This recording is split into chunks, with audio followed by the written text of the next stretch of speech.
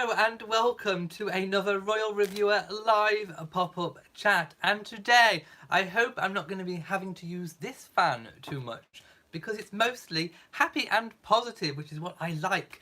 So I'm going to give today another yellow fan flap because yes, it's been a really good day. Harry and Meghan have been out and about on their latest royal visit, which is to Birkenhead in Merseyside in the UK, and it is their first joint or double engagement of 2019. So it's very, very exciting, and I do hope that you're all getting notifications today. So yes, I want to go straight to the chat room and see who is here and who is chatting today. We will be going through basically all of today in this video, hopefully dissecting a little bit and having a bit of a chat and possibly answering any questions that you guys might have too. Why is my computer being really slow today? Aha! Here it is. I can see you all, which is really, really good. Okay. Yes, I can see some of you in here already, so hello to everybody who has made it. So, let's start with the date. It's always a good place to start, isn't it? So it is Monday the 14th of January 2019. Now, I must correct myself because I think yesterday I may have said 2018. I am still getting used to saying 2019. I don't know what it is, but I've been finding it really hard to say 2018. Have you been 2019? I did it again. Have you been having the same issues? Let me know in the comment section. So it's Monday the 14th of January 2019, and Harry and Meghan were out and about for 4 royal engagements in Birkenhead. Now, one of them was a surprise one. I'm not entirely sure why it was surprise. Maybe it was just because it was last minute. I don't know, but we'll get to that in a moment. Now, for those of you who are fashionistas wondering about Meghan's outfit, her attire, she was dressed in this lovely red coat, which made her stand out. I don't know why, but people were moaning in some comments that I've seen on different things about the red. I like the red. People moan when she wears black, but she wore red and people are still moaning. She can't win. But I'm going to give the outfit a yellow fan flap because I liked it. Now, for those of you who are wondering who it's by, and I'm going to get this name wrong, but the coat was by Sentala or Sentailer, Sentalerer. I have probably pronounced that completely wrong, but that is the designer of the coat. And the dress was by Aritzia. There you go. You can tell I'm not a fashionista. Aritzia. And it was from the Babaton collection. That's Babaton collection. And Aritzia is spelled Aritzia. And I have probably got that completely, totally wrong. But there you go. For you fashionistas, there is the information. So they started off, they arrived obviously by car, by motorcade, as you say in the US, or just a convoy of cars.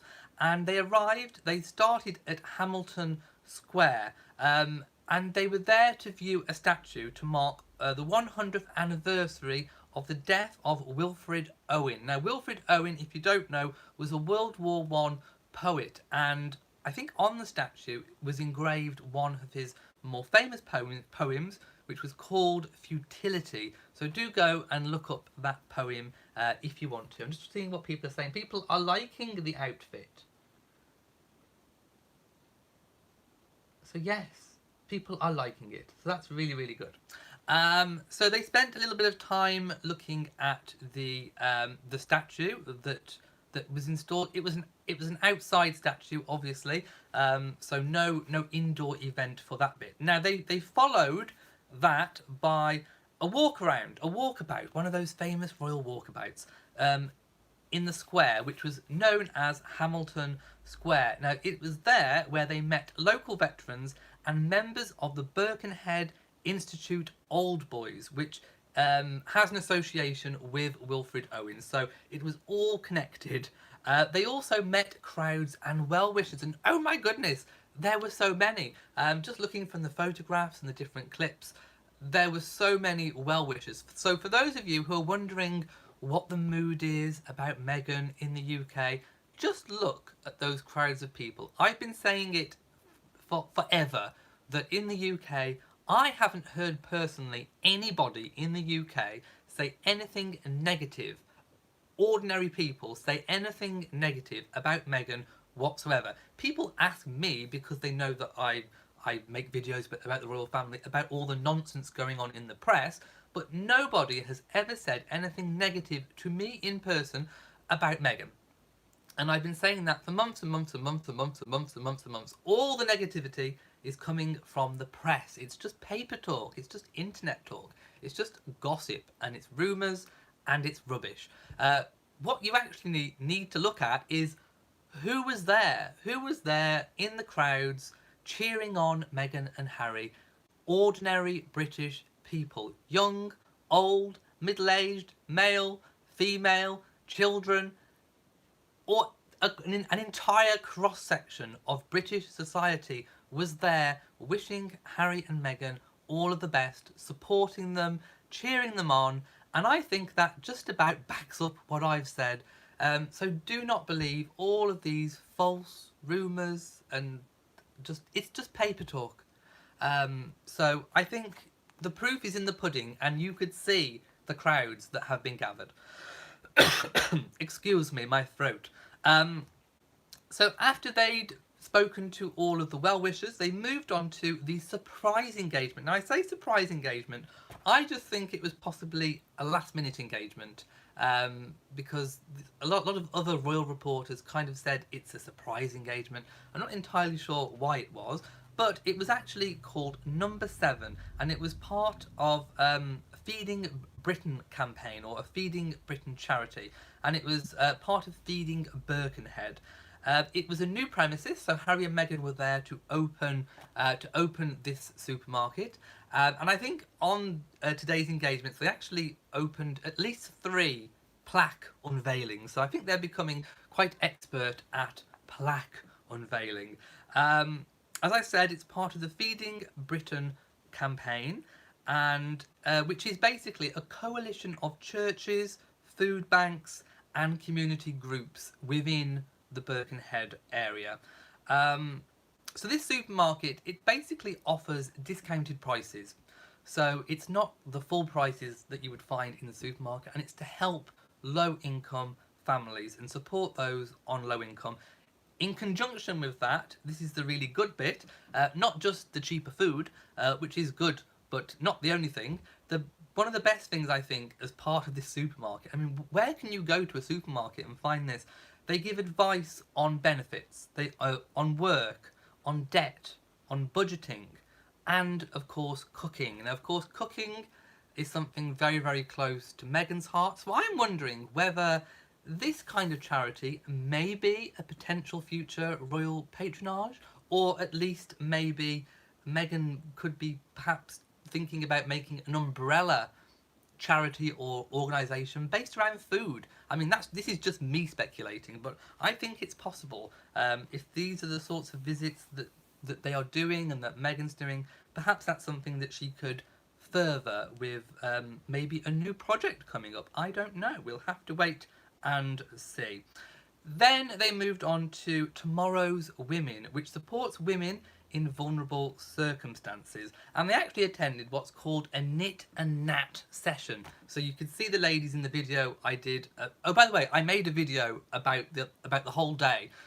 It's a collection of video footage, so do go and check that out. So this knit and nat session was set up in 2011, and it was to support women upon release from prison. So it's ladies who have been through the prison system and need some support within the community to get back into the community, to get back into work, to make friends, and change their lives. You know, they've done whatever they've done, they've served their sentence, and now it's time for a new start. And I think that's a really good positive way to look at things, I think.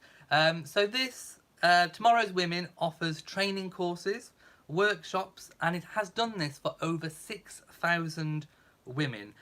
Harry and Meghan also attended a flower arranging session, which I thought was really, really fun. let's see what people are saying. So those were all of the actual engagements.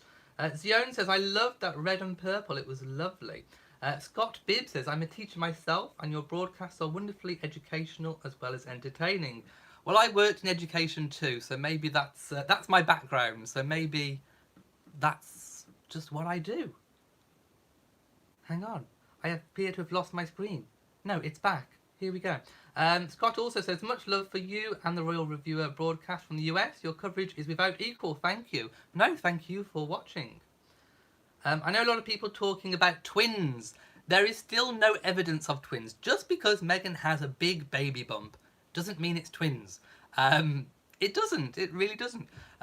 We will know when the baby or babies are born whether it's twins or a single baby. I am personally of the belief it is just one baby.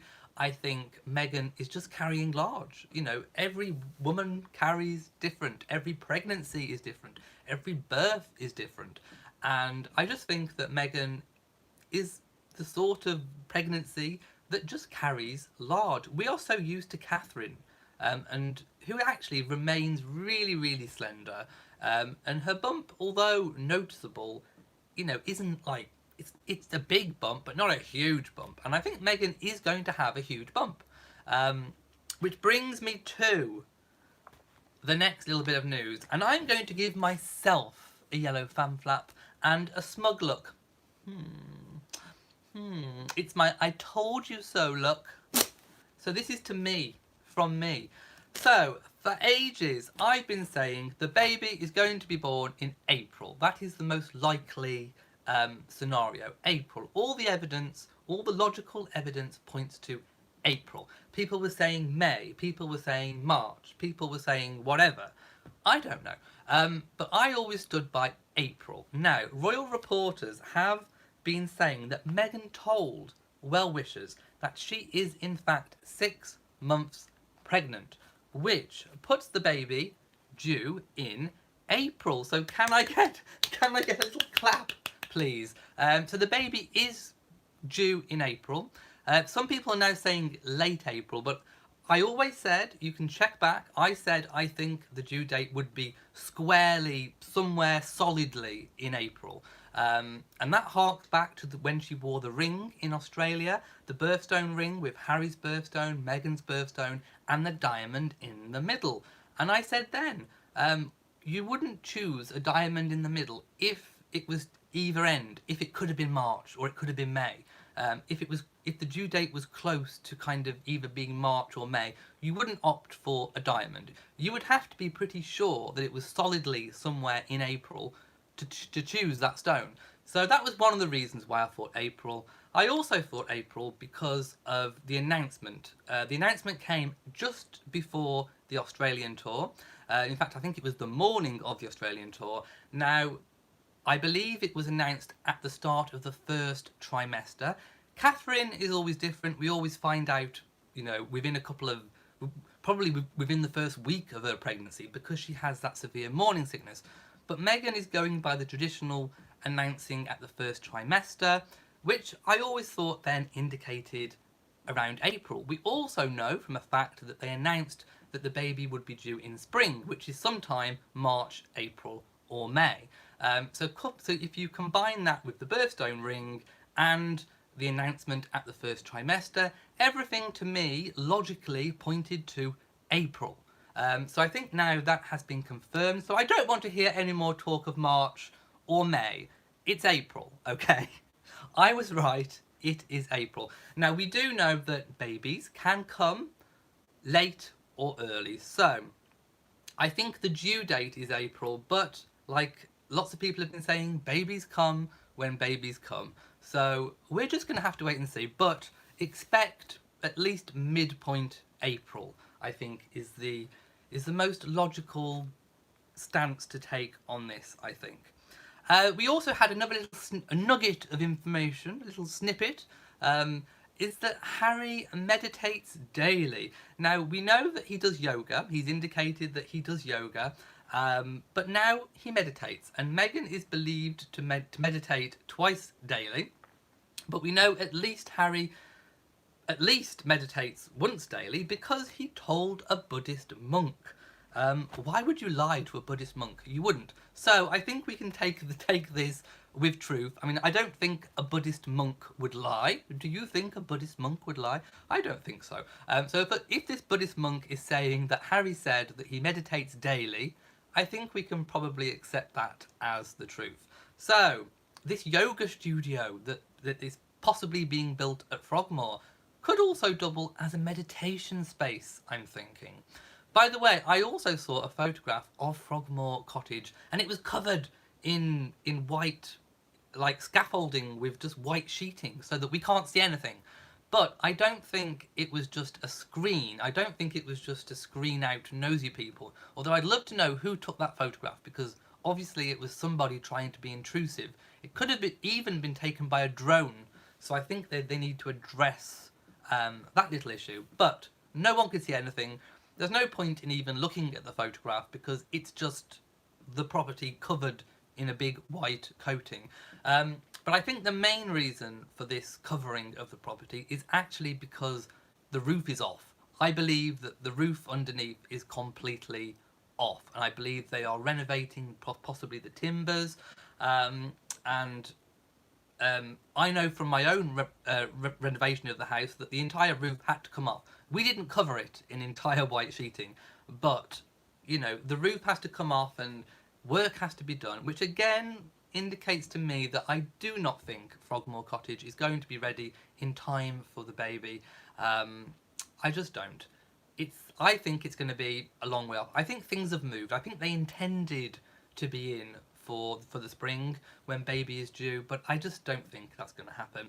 And like I said, you know, I did have a little bit of a snippet of information coming through that did tell me that it's not going to be ready. So I think we can expect to see the baby retreat being their Cotswolds property, which we saw the photos of last week. Now let me just see what people are saying. I know people are speculating on boy or girl.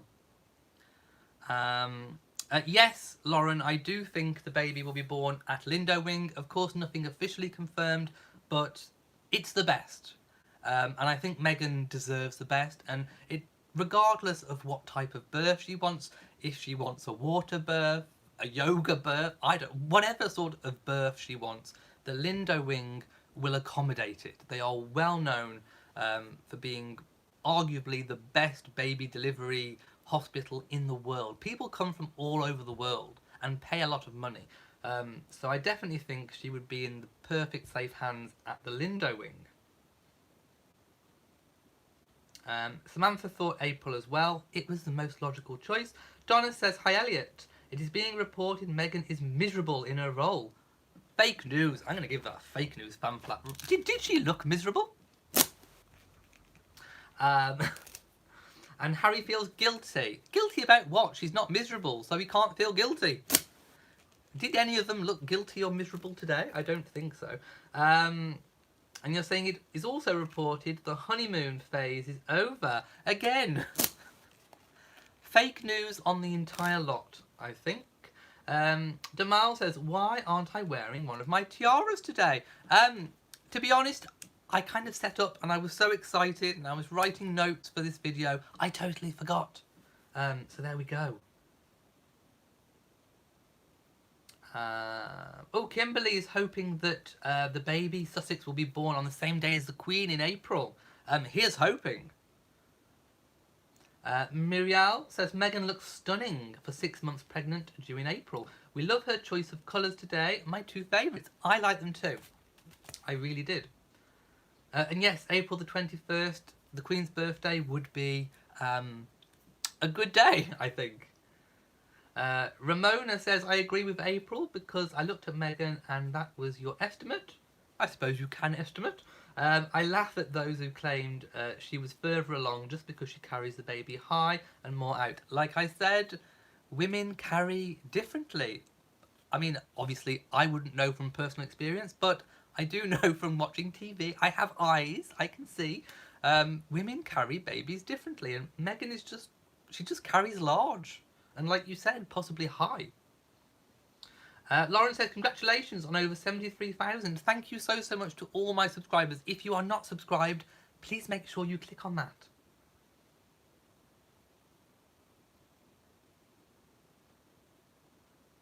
Okay, I'm just kind of scrolling up a little bit. Hang on. Yes, some of the newspapers are not reliable in the UK as sources of information, so do beware.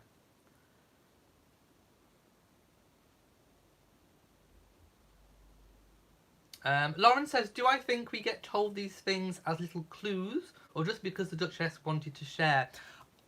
I don't think it's as contrived as giving little clues. I don't think so. I think basically it's just when you're talking to members of the public who are just being really, really friendly, I just think if they're asking you a question, perhaps you just kind of forget yourself a little bit and you just answer as if you would anybody that came up to you in the street and started talking. You just kind of be a little bit open.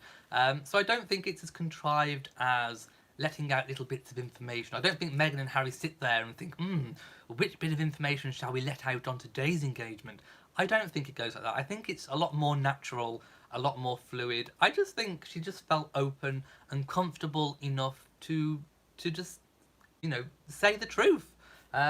And to be perfectly honest, does it really matter if we know that she's 6 months pregnant? It's not it's not something necessarily to keep as a big secret. And actually, by saying it, it kind of it ends a lot of false speculation. Lots of people liking the outfit, and again speculating on the sex of the baby. Okay. Jeanette says, I love Meghan and Harry and I hope they stop the negativity about them. I think they're just ploughing through. I don't think they're taking much notice. It didn't look like they were taking much notice. They looked very happy together, to me, I think. Anne says, Meghan is more petite than Catherine. Of course, she's carrying differently. She was gorgeous in red and purple and the red shoes. I thought so too.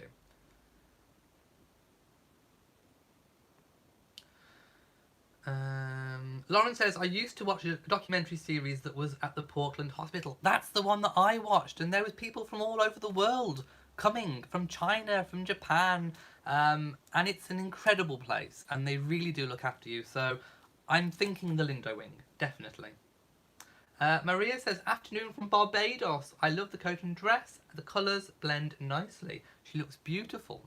I think she did too. I really do. Terrell says, what's happening with Eugenie and Jack? I haven't heard any stories about Eugenie and Jack, so I'm assuming nothing. I'm assuming nothing at all. What have you heard? I haven't heard anything.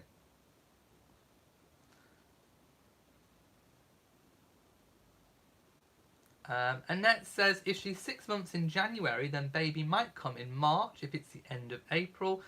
Wouldn't that go into 10 months rather than 9 months? What date was the Australian tour? Because that was, I think, round about the first trimester. So work forward from there.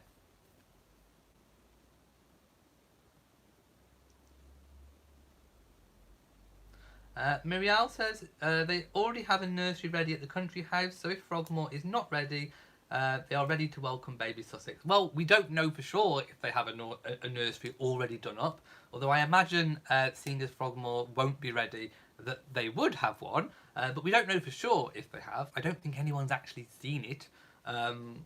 We certainly haven't seen any photographs of it, and neither will we. There was also talk in the papers, again, paper talk, about who's going to be designing the interiors of Frogmore Cottage. Well, first of all, it's not even built yet. Secondly, I'm very sceptical that it's the designer that works at Soho Farmhouse. I think, again, it's just one of those speculative stories that's out in the press. I mean, don't get me wrong, it could well be.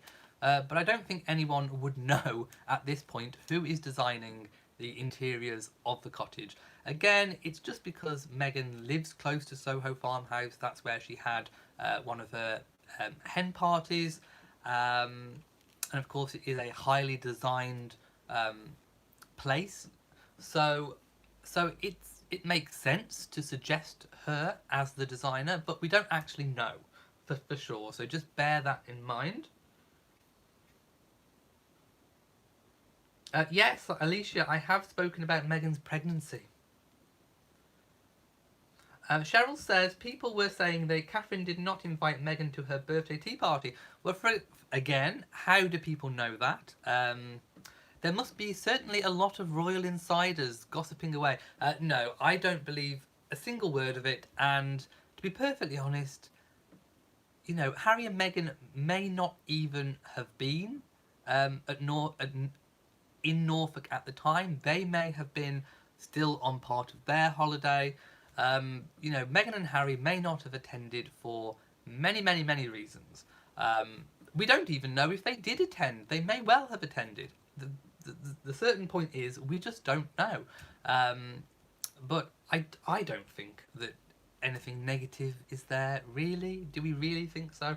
I don't think so.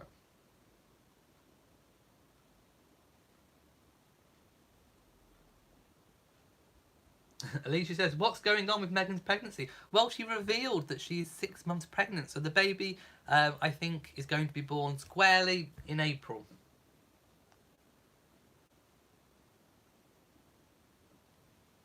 How are we doing for time? We are fine for time. I will take some more questions. Alicia, just for you, Meghan revealed that to well-wishers in the crowd that she is 6 months pregnant, which, like I say, I think puts her due date sometime in April. Hello to Maya J. And Magical Powers in full force, I like the name, says we're grateful for the fantastic news. Well, thank you so much. Monroe Taylor says, how is the weather in April in the UK? Have you ever heard of the phrase April showers? Well, in the UK we get April showers because it can often rain. 7 Days of Style says, I just wish all the naysayers will leave them alone. Meghan is a delight and has fabulously so far. She has. I mean, she hasn't really put a foot wrong. Cheryl says, I also read her bodyguard is quitting again. Staff come and go. It's true. It doesn't mean that just because the staff member leaves that it's because of anything negative.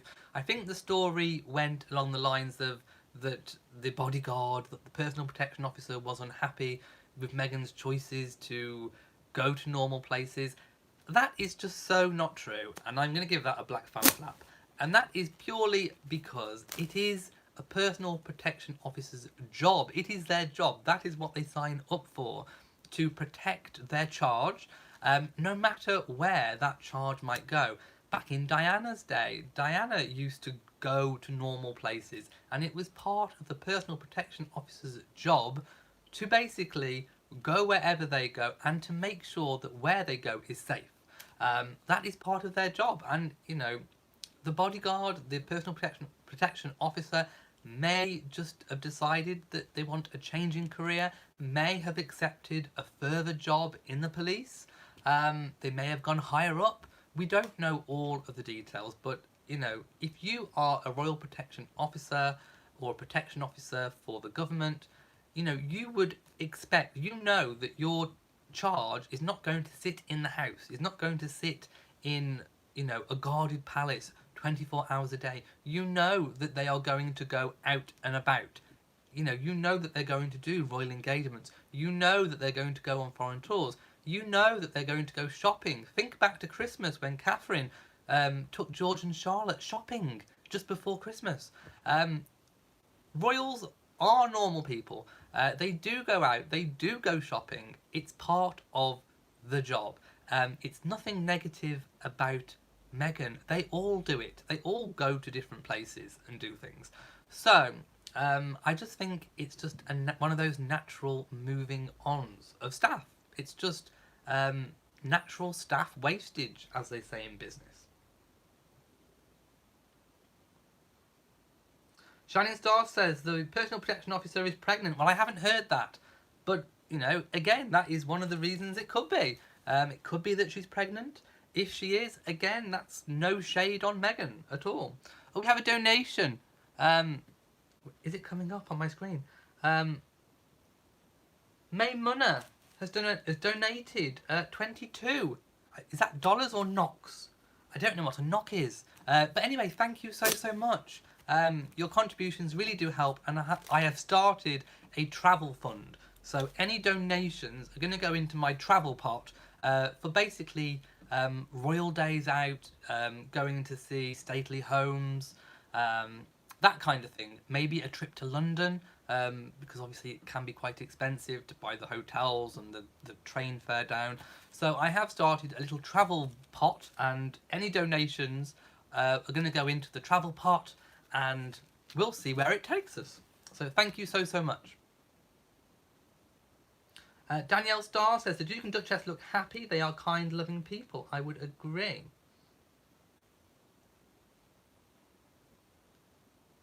May Munna says, it's Norwegian money. There you go. I didn't know the NOK was Norwegian. I've learnt something today. Karen says, how far am I from London? By train, it's about 3 hours. By car, it can be about 4, depending on traffic. Vera says, hi from Australia. It's hot here. Love your coverage of the royal couple. Always reliable. Well, thank you so much. And Christine says, my haircut looks good. Again, thank you so much.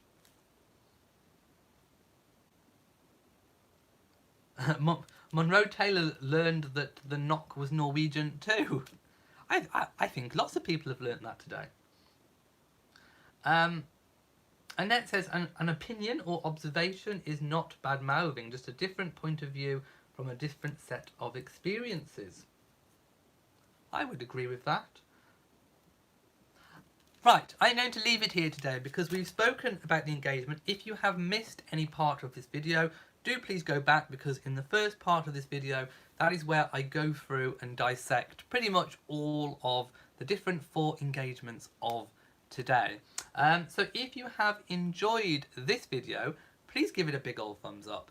Don't forget to share on social media, and also hit that notification bell, because sometimes it does work and notify you. And of course, please make sure that you are subscribed to the channel. Do it now. Click subscribe. It really helps my channel to grow, and it kind of helps YouTube think that my channel is good, and then YouTube pushes my videos out to more people. So yes, please do all the things that I've just said. It really does help the channel.